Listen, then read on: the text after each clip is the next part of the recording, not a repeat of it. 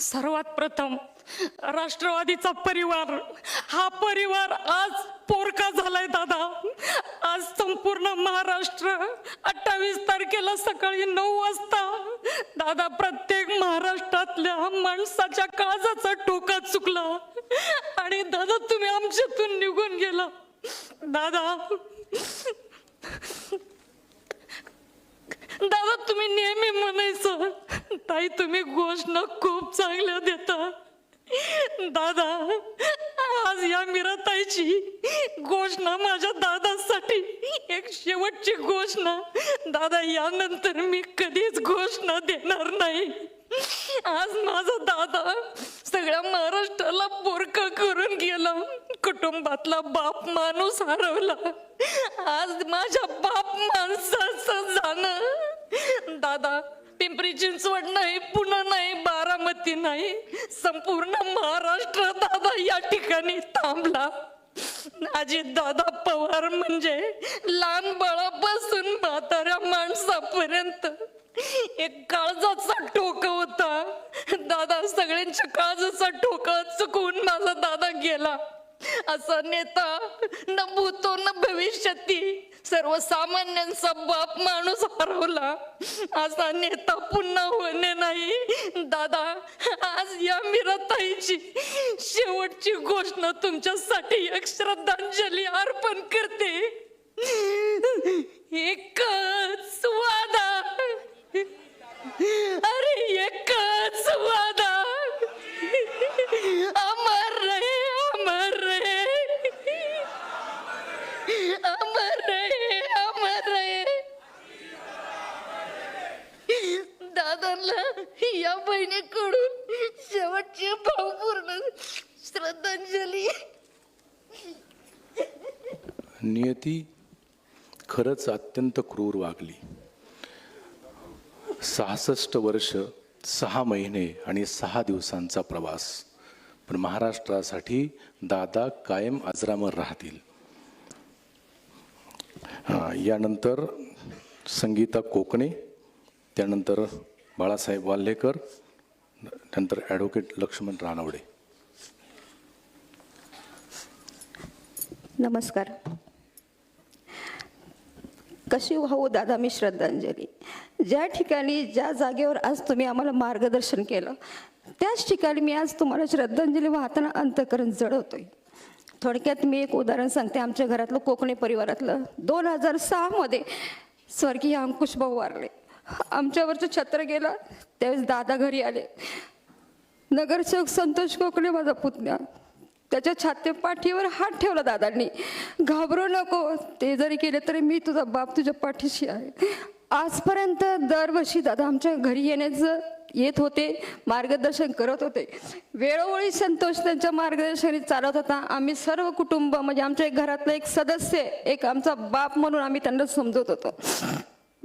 2 दिवसात हे छत्र हरवलं आणि आमच्या वरचं तुमच्या आपल्या सगळ्यांवरचं एक छत्र हरवलं ना. कसं वागू, कसं बोलू, काय सांगू, काय करू, काही कळत नाही. दादा मी 2 शब्द तुमच्यासाठी बनते. महाराष्ट्र हळहळतोय आज, सांडते डोळ्यातलं पाणी. महाराष्ट्र हळहळतोय आज, सांडते डोळ्यातलं पाणी. अधुरीच राहिली कुणा त्याच्या संघर्षाची कहाणी. क्षणभंगुर या आयुष्यात फक्त आठवणींचाच उरतोय साठा. निरोप देताना जड होते दादा, काळजाचा परत खोपरा. दादा भावपूर्ण श्रद्धांजली. यानंतर सन्माननीय शेखरांना चिंचवडे, त्यानंतर विनायक रणसुबे, त्यानंतर सन्मान्य दत्तोबा लांडगे, त्यानंतर सन्मान्य विष्णुपंत नेवाळे. उपस्थित शोकगुलबंधू भगिनी, महाराष्ट्र राज्याचे उपमुख्यमंत्री आणि आपल्या सगळ्यांचे दादा आणि माझं दैवत, आज 30 तारीख आहे आणि मागच्या 30 डिसेंबरला मला दादांनी बी फॉर्म दिला होता आणि या ठिकाणी मी उभा आहे फक्त आणि फक्त अजितदादांमध्ये की जो मी महापालिकेत नगरसेवक झालो.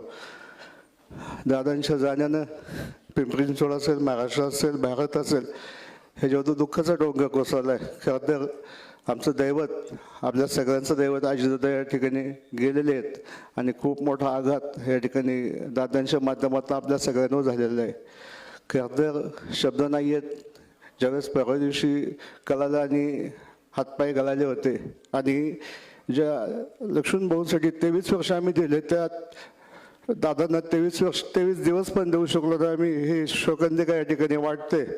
खरं दादांना मी माझ्या कामातनं, या प्रभागाच्या कामातनं मी त्यांना भावपूर्ण श्रद्धांजली वाहील आणि मी माझ्या प्रभागाच्या वतीनं आणि पिंपरी चिंचवड शहराच्या वतीनं मी दादांना, आमच्या चिंचवड ग्रामस्थांच्या वतीनं दादांना मनापासून भावपूर्ण श्रद्धांजली वाहतो. यानंतर विनायक रणसुभे, त्यानंतर दत्तोबा लांडगे, विष्णुपंत नेवाळे. चांदा ते बांधा या महाराष्ट्राला पोरकं करून गेलेले तुमच्या आमच्या सर्वांचे लाडके या महाराष्ट्राचे उपमुख्यमंत्री आदरणीय दादांना श्रद्धांजली देण्यासाठी शोक सभेच्या निमित्तानं उपस्थित असणाऱ्या बंधू आणि भगिनींनो, आला श्वास गेला श्वास जीवा तुझं रतंतर, आला श्वास गेला श्वास जीवा तुझं रतंतर, आर जगणं मरण दोन श्वासाचं अंतर. आयुष्यभर ज्या माणसानं वेळ म्हणजे वेळ पाळली, तो माणूस वेळेआधी आपल्यातून गेला, या गोष्टीचं सगळ्यात मोठं दुःख कार्यकर्ता म्हणून माझ्यासारख्याच्या मनामध्ये आहे. त्या दिवशी सकाळी जेव्हा ABP माझाचा जो ग्रुप व्हॉट्सअपला अनेक जणांकडे असेल, नजीम मुलांना पहिल्यांदा सांगितलं, दादांच्या पहिली बातमी आली त्या ठिकाणी बारामतीमध्ये लँडिंग करताना विमान क्रॅश झालं. नंतर आलं 3 मयत झाले, दादांना किरकोळ दुखापत आहे. मन सांगत होतं हा पठ्ठ्या आहे, त्यातून पण बाहेर पडेल, तरी मन रावलं नाही. मी नजीमला फोन केला, म्हटलं नजीम खरी परिस्थिती सांग. आणि नजीमनी सांगितलं, हे सांगण्याच्या शब्दापलीकडचं आहे. आज महाराष्ट्र दुःखात बुडाला आणि घळ घळ डोळ्यातून पाणी आलं. काही क्षण आठवतात अजित भाऊ, याच व्यासपीठावर तुम्ही अध्यक्ष झालात. पदवी सगळ्यांच्या पदवाटपाचा, सर्टिफिकेट वाटपाचा कार्यक्रम होता. सगळ्या गडबडीत सगळ्यांची पद वाटत असताना मला 1-2 सेकंद उशीर झाला. आल्या आल्या दादा म्हणले, एवढं सगळं साजरं करतो आणि पद घ्यायला मागं राहतो. तो शब्द जसाच्या तसा काळ जादू म्हटला. 16 डिसेंबरला मुलाखती होत्या. सकाळी 1 नंबर प्रभागासाठी मी गेलो. माझ्या लग्नाचा वाढदिवस सगळं झाल्यानंतर दादांना सांगितलं, लग्नाचा वाढदिवस आहे. माझे मिसेस आणि मी पाया पडलो. म्हटलं किती वर्ष झाली? म्हटलं दादा 19 वर्ष झाली. एवढासा होता. 19 वर्ष लग्नाला झाली. बायकोला विचारलं, तुला त्रास नाही ना देता? एवढा आपुलकी असणारा नेता परत होणार नाही. काळाच्या पडद्याआड आयुष्यात ही दुसऱ्यांदा घटना घडती. स्वर्गीय प्राध्यापक नामदार रामकृष्ण मोरे वयाच्या 53व्या वर्षी गेले. ज्यांच्या आधारानं आमच्यासारख्या ज्यांच्या घरात राजकारणाचा रं नाही, त्या पोरांनी राजकारण करावं असं म्हणणारा नेता आमच्यात नाही. माझ्या आधी शेखरांना बोलला. शेखरांनाच्या सभेला गेलो होतो मी. दादा जेव्हा आले, दादांना लिहून दिलं, 23 वर्ष एक कुटुंबाशी एकनिष्ठ असणारे आमच्या शेखरवर अन्याय झालाय. अमोल बालवडकर बरोबर त्याची तुलना करा. कोणताही कमीपणा न घेता दादांनी त्याच ठिकाणी त्या भाषणात शेखरांनाची अमोल बालवडकर बरोबर तुलना केली आणि त्या क्लिप शेखरांनाच्या सगळ्या वॉर्डात फिरत होत्या. नारायण काकाच्या वॉर्डात गेलो. दादा कुणाचा सत्कार घेत नव्हते निवडणुकीत. म्हटलं दादा, नारायण काकाचं स्वामी समर्थांचं मंदिर आहे, माझ्या काकाची मूर्ती हातातून घ्या. त्याचा एक चांगला निरोप लोकांमध्ये जाईल. एक साध्या कार्यकर्त्याचं आबाळाच्या उंची एवढा असणारा नेता ऐकत होता. असा परत ऐकणारा नेता आम्हाला मिळणार नाही. कालपासून ते गाणं माझ्या कानात घुमतंय. ना चिठ्ठी न कोई संदेश, ना जाने कौन असा देश, तुम दादा चले गए. दादा म्हणजे मोठा भाऊ. आयुष्यात देवाने मला भाऊ दिला नाही. ज्याच्यामध्ये भाऊ बघावा, ज्याचा शब्द ऐकावा आणि जेलावा, ज्याच्या येण्यानं या सभागृहात चैतन्य यावं, त्याच सभागृहात आज निष्ठेजपणानं त्याच्यावर श्रद्धांजली वाहण्याची वेळ आली. आजपर्यंत अनेक नेते झाले, अनेक नेते गेले. इंदिराबाईंच्या जाण्यानंतर देशासमोर जसा अंधार होता, तसाच अंधार आज केवळ पिंपरी चिंचवड नाही तर संपूर्ण महाराष्ट्रासमोर उभा आहे. आम्ही पक्षावाले नाही तर विरोधक सुद्धा म्हणतात, असा नेता पुन्हा होणे नाही. कलाकारापासून पत्रकारापर्यंत आणि सामान्य नागरिकापासून अगदी राजकारण्यांपर्यंत प्रत्येकाला ज्याचा आदरयुक्त दरारा होता, तो दादा पुन्हा मिळणार नाही. आदरणीय दादांना मी व्यक्तिशः विनायक रणसुभे कुटुंबीय यांच्या वतीनं भावपूर्ण आदरांजली व्यक्त करतो आणि या ठिकाणीच रजा घेतो. ओम शांती.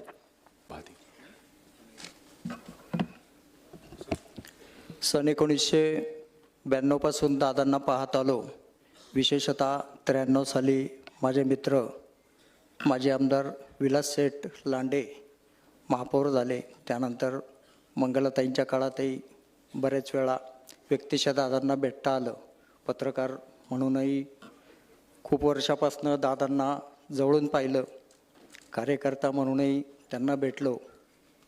अतिशय स्पष्ट वक्ता स्वभाव, संपूर्ण महाराष्ट्रातल्या कानाकोपऱ्याची खडानखडा माहिती, आपल्याच पक्षातल्या कार्यकर्त्यांची नव्हे तर विरोधी पक्षामध्ये पण कोण कोण चांगले कार्यकर्ते आहेत त्यांची माहिती आणि त्यांचा सन्मान ठेवण्याची प्रवृत्ती, ग्रामीण भागामधून आलेले असल्यामुळे ग्रामीण भागातल्या लोकांसह शहरातल्या लोकांना आपल्या शैलीमध्ये बोलून, कुठेही कमीपणा न मानतात त्यांना आपल्या शैलीमध्ये बोलून आपल्याकडे आकर्षित करणारा अशा प्रकारचा नेता, स्पष्ट वक्ता, काम होणार असेल तर हो म्हणणारा, नसेल होणार तर नाही हो म्हणून सांगणारा, अशा प्रकारचं दादा हे व्यक्तिमत्व होतं आणि ते आपल्यामधून आज गेलेलं आहे.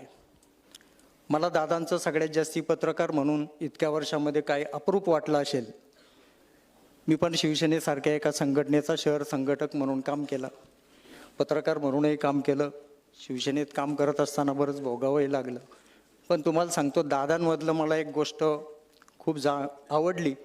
बाळासाहेबांच्या नंतर मी खरं कुणावरती प्रेम केलं असेल महाराष्ट्रातल्या नेतृत्वावर तर अजितदादांवरती. दादांचा मला एक स्वभाव खूप आवडायचा की सामान्यातल्या सामान्य माणसाला अजितदादा भेटायचे, लोकांमध्ये मिसळायचे.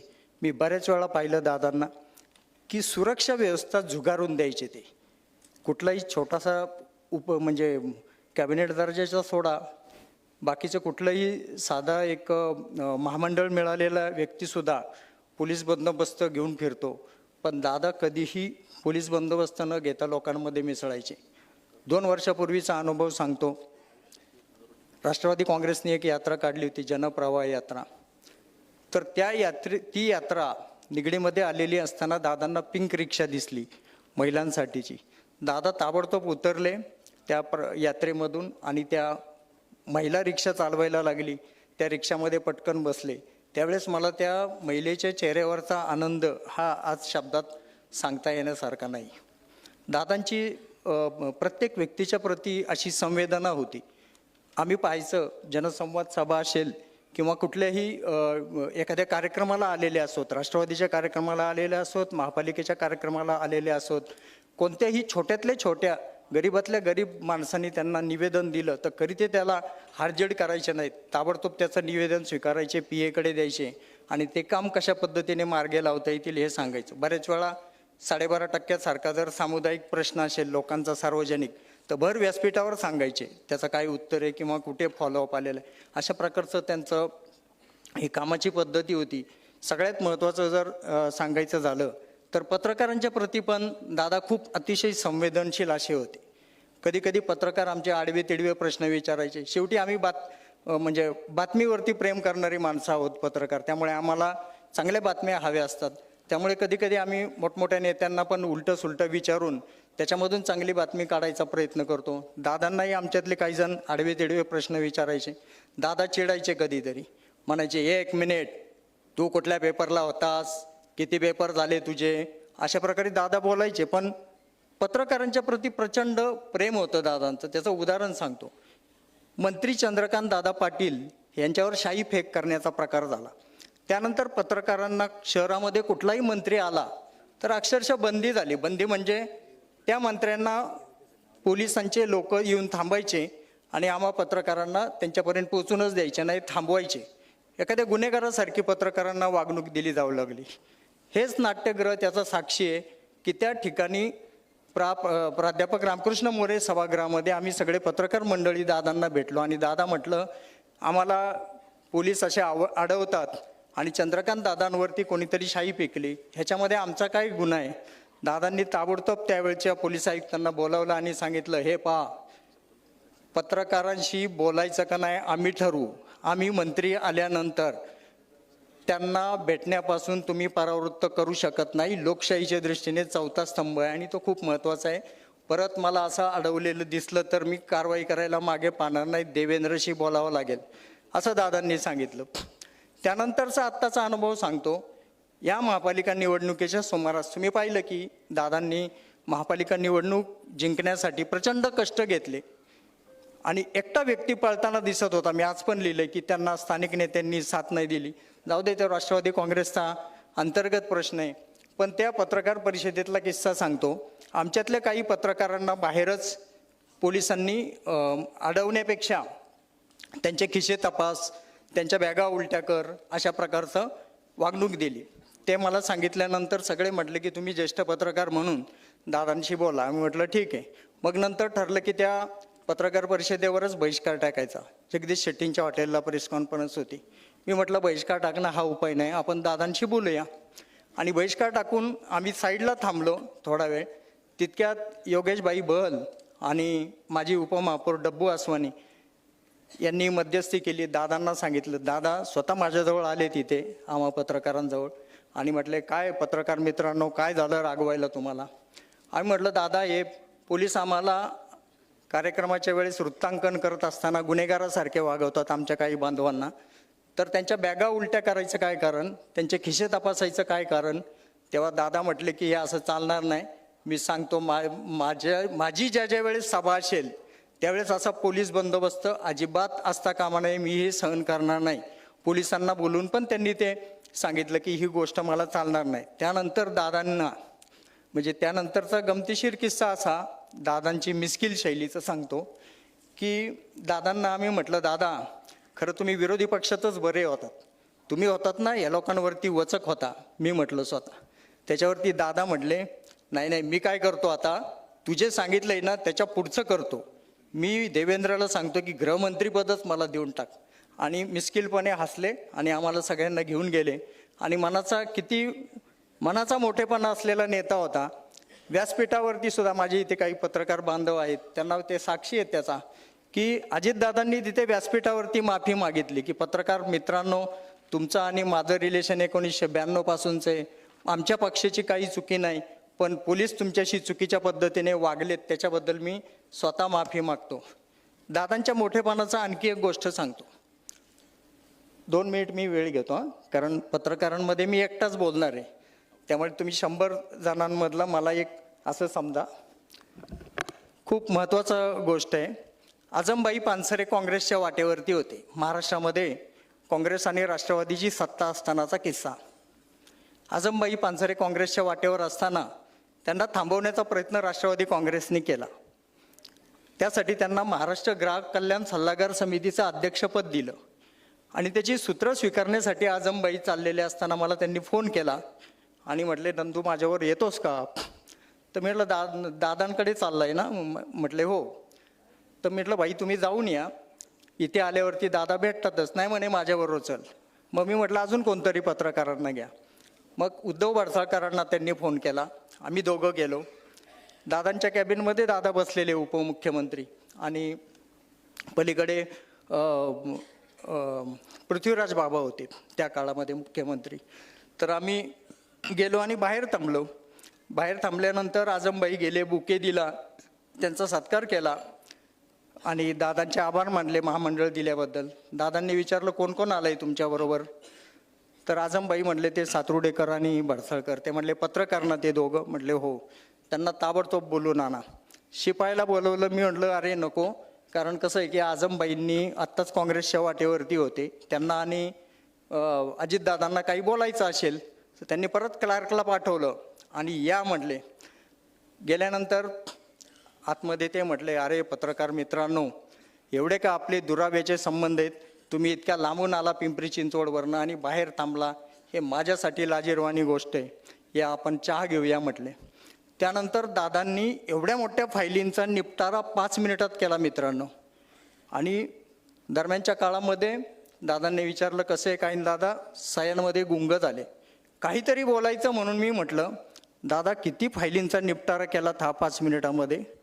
दादा म्हटले हसले आणि म्हटले मित्रांनो आता मी बोलायचं नाही असं ठरवतो, पण माझ्या तोंडातून जातच.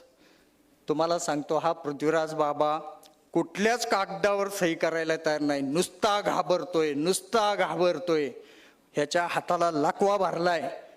मग परत तुम्ही पत्रकार मित्रांनो काहीतरी हे कराल, लिहाल, पण काय मला बोलायचं नसतं तरी पण मी ते बोलून गेलो. अशा प्रकारे अगदी मनमोकळा असलेला नेता ना मी तर महाराष्ट्रामध्ये एकही नेता पत्रकारिता मी 1986 पासून करतोय, पण फडकन तोंडावरती बोलणारा आणि मन एकदम स्वच्छ असलेला अशा प्रकारचा नेता मी अख्ख्या महाराष्ट्रामध्ये पाहिला नाही. अशा या माझ्या आवडत्या नेत्याला, पत्रकार असलो तरी शेवटी मी पण माणूसच आहे. आम्हालाही कुठल्याही नेता आम्हाला आवडतो. आत्ता जसं नेवाळे साहेबांनी सांगितलं ती माझी खंत आहे की प्रमोद महाजन गेले, विलासराव देशमुख गेले, बाळासाहेब गेले, असे सगळे महाराष्ट्रातले चांगले नेते एकामागोमाग एक चाललेत.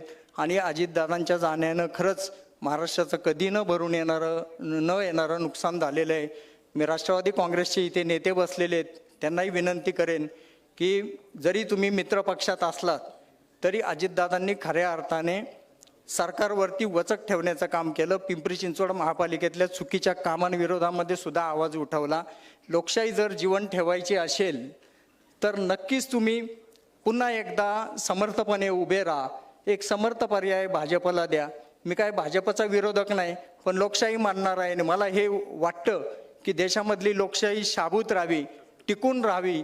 याच्यासाठी जर कुठली गोष्ट आवश्यक असेल तर वृत्तपत्रांना स्वातंत्र्य जसं आवश्यक आहे त्याच पद्धतीने चांगला प्रबळ विरोधी पक्ष असणं गरजेचं आहे. दादांनी पण सांगितलं होतं. इथे महेशदादा बसलेले. महेशदादा, मला तुमचं फार कौतुक वाटलं. तुमचं मी फेसबुक वाचलं. तुम्ही त्याच्यामध्ये लिहिलं मृत्यूनंतर वैर संपतं, आवडलं मला. त्याच्यानंतर तुम्ही आज मागणी केलीत की दादांचं महापालिकेची जी प्रशासकीय इमारत आहे तिथे दादांचं स्मारक व्हावं. ही खूप चांगली मागणी आहे. आणि तुम्ही पण आता याच्या पुढे दादा तुम्हाला विनंती करतो की राष्ट्रवादीचे उरलेले नगरसेवक घेऊ नका तुमच्याकडे. थोडेफार राहू देत विरोधाला, आम्हालाही काहीतरी बातम्या राहू देत.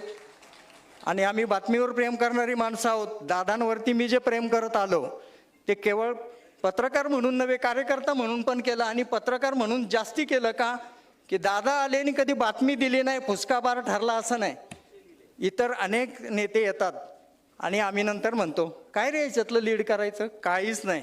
म्हणजे कधी कधी फुसकाबार असतो. पण दादा आले पिंपरी चिंचवडमध्ये आणि काही बातमी दिली नाही असं कधीच घडलं नाही. म्हणून माझ्या या आवडत्या बातमीच्या दैवताला मी सलाम करतो, जय महाराष्ट्र करतो. दादा, तुमच्या आत्म्याला शांती लाभो अशी परमेश्वर चरणी प्रार्थना. जय हिंद, जय महाराष्ट्र. अच्छा, शोकसभेसाठी समोर असणारे सगळे शोकाकुल. खरं म्हणजे मी स्वतः ज्या धक्क्यामध्ये आहे, गेले 3 दिवस झाले, पण त्या धक्क्यातून सावरायला मी स्वतः तयार नाही आहे. अजूनही असं वाटतं की कधीतरी अजितदादांचा फोन येईल आणि संजय राव काय म्हणताय, जरा भेटूया असं म्हणतील. मी तुम्हाला एक सांगतो, सगळ्यांची भाषणं झाली, सगळे बोलतायत. अजितदादा महत्त्वाचे होतेच, पण तुम्हाला मी सांगू का, तुम्हाला वाटतायत त्याहीपेक्षा अजित पवार हे फार महत्त्वाचे नेते होते. ते महाराष्ट्रातले शेवटचे लोकनेते, मास लीडर. आता नेता मातीतून उगवत नाही, आता नेता हवेतून पडतो. सोशल मीडिया, सर्वे, इमेज मेकिंग यातनं नेते आता तयार होतात. अजित पवार हा शेवटचा नेता होता जो लोकनेता होता. अजित पवार हे यशवंतराव चव्हाण स्कूलचे शेवटचे विद्यार्थी. तुम्हाला कल्पना नाही अजित पवारांमुळे आपण काय गमावलंय याचा अंदाज आणि येत नाही. बाप मरतो ना तेव्हा मैतीला बिचारी पोरं सगळ्यांचं बघत असतात, त्यांना कळतच नाही. 13 वेळा कळतं बाप मेला म्हणजे काय झालं, तोपर्यंत अंदाज येत नाही. अजित पवार जाणं हे महाराष्ट्राचं अत्यंत प्रचंड मोठं नुकसान आहे. असा नेता तयार होण्यासाठी 40-50 वर्ष लागतात. असा नेता अचानकपणे तयार होत नाही. मी तुम्हाला सांगतो, अजित पवारांचं वैशिष्ट्य आणि वेगळेपण काय होतं. मी ज्याप्रमाणे उल्लेख केला, मातीमध्ये वाढलेला माणूस. त्या मातीतले गुण दोष सगळे असतील, पण मातीतला नेता ही सगळ्यात पहिली गोष्ट. दुसरी गोष्ट म्हणजे नो नॉनसेन्स, कामाचं बोला. लक्षात घ्या, पिंपरी चिंचवड महानगरपालिकेची निवडणूक ही अजित पवारांमुळे विकासाच्या मुद्द्यावर आली. ते जर नसते तर वेगळ्याच मुद्द्यावर ही निवडणूक गेली असती. यश आलं अपयश आलं हा मुद्दा वेगळा. एक लक्षात घ्या, यश कुठलंच अंतिम नसतं आणि पराभव सुद्धा कुठला शेवटचा नसतो. लढणं महत्वाचं आहे. अजित पवार हा लढणारा माणूस होता, नडणारा माणूस होता. असा नडणारा माणूस या परिसंस्थेमध्ये अत्यंत आवश्यक होता. अजित पवारांच्यामुळे बहुजन राजकारणाची जी चौकट आहे ना, त्याला धक्का बसलेला आहे. मला कमाल वाटते अजित पवारांची. खरं म्हणजे बारामतीसारख्या खेड्यातून एक तरुण मुलगा राजकारणामध्ये येतो 1980, 81, 82च्या सुमारास, आणि प्रामुख्याने सहकाराचं राजकारण सुरू करतो. दूध संघ, जिल्हा बँक वगैरे हे राजकारण सुरू करतो. साधारणपणे जे शेती मातीचं राजकारण करतात त्यांना महानगर कळत नाही, आणि ज्यांना महानगर कळतं त्यांना शेती माती कळत नाही. अजित पवारांचं वैशिष्ट्य असं की त्यांनी शेती माती सहकाराचं राजकारण केलंच, पण महानगराची जाण त्यांच्या एवढी कोणालाच नव्हती. पिंपरी चिंचवड नावाचं महानगर जे उभं राहिलं ते अजित पवारांच्या द्रष्टेपणामुळं हे अजित पवारांचे विरोधक सुद्धा मान्य करतात. आणि एक लक्षात घ्या, मी तुम्हाला म्हटलं ना, हा खरंच खूप, मी तुम्हाला सांगतो, अजित पवारांवर जेवढी टीका मी केली तेवढी कोणीच केली नसेल. टीका केली, हल्ला चढवला, विनोद केले, पण मला फोन करा, संजय राव काय माझ्यावर सुरू केलंय, ठीक आहे तुमची भूमिका आहे, मांडत राहा. हे जे वेगळेपण आहे ना, मी सगळ्या नेत्यांना, पुढच्या कार्यकर्त्यांना एक सांगतो, प्रत्येकाचा शेवटचा दिवस कधीतरी असणारच आहे. आपल्या श्रद्धांजली सभेत लोक काय बोलतील हे ठरवून आताच वागायला सुरुवात करा.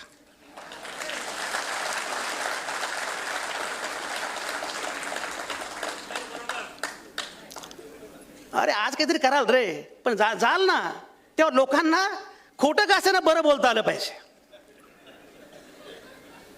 आत्ता अशी अवस्था आहे, म्हणजे लाखो लोक अजित पवारांमुळे जे शोकाकुल झालेले आहेत ना, ते लोक अक्षरशः ढसढस रडतायत. आणि हे केवळ पिंपरीमध्ये नाही, एक वेळ बारामतीमध्ये नाही, राज्याच्या कानाकोपऱ्यात, कोकणात, मराठवाड्यात, सगळीकडे खरी कमाई अजित पवारांची ही आहे.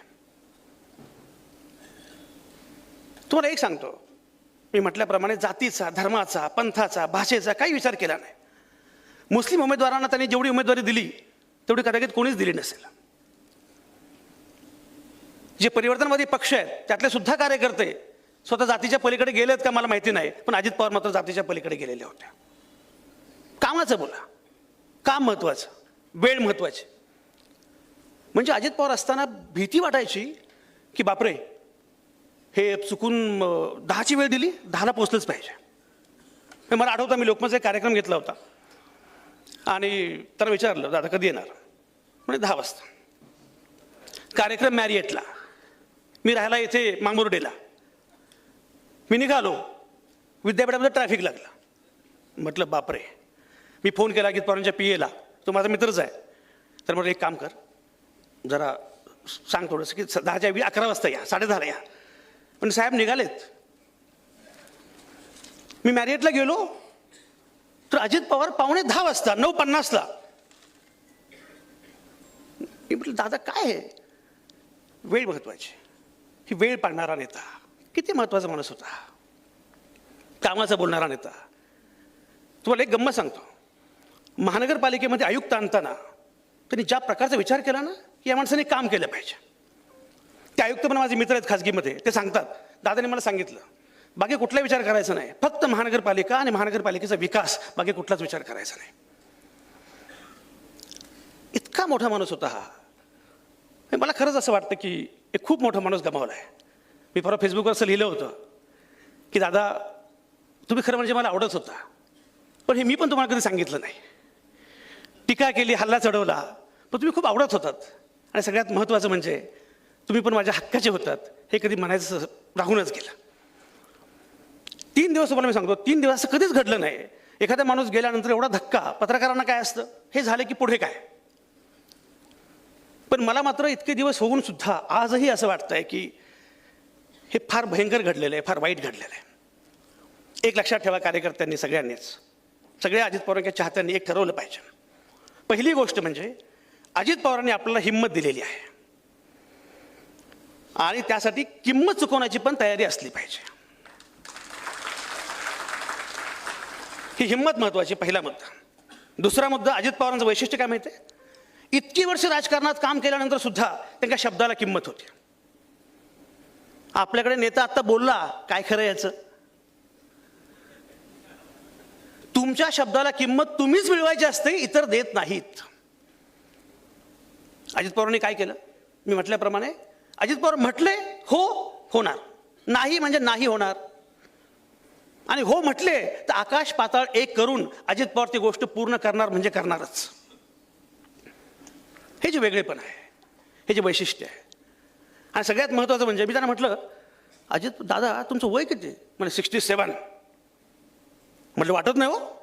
म्हणजे संजय राव, एक पहाटे उठतो, सकाळी काम सुरू करतो, दिवसभर काम करतो, आणि सगळ्यात महत्त्वाचं म्हणजे मला शांत झोप लागते. म्हटलं कसं काय? म्हणजे मी कोणाबद्दल काही बोलेल, पण माझ्या मनामध्ये कोणाबद्दल द्वेष नसतो. जे झालं त्या ठिकाणी सोडलं पाहिजे आणि पुन्हा नवं आयुष्य सुरू केलं पाहिजे. आपल्या मनामध्ये जो द्वेष आहे ना, शत्रुत्वाची भावना, मगाशी जो उल्लेख झाला, मी असं म्हटलं की शत्रुत्व केलं पाहिजे. दुश्मनी जमकर करे मगर एक गुंजाइश रहे कि फिर दोस्त बनने के बाद शर्म ना आ जाए.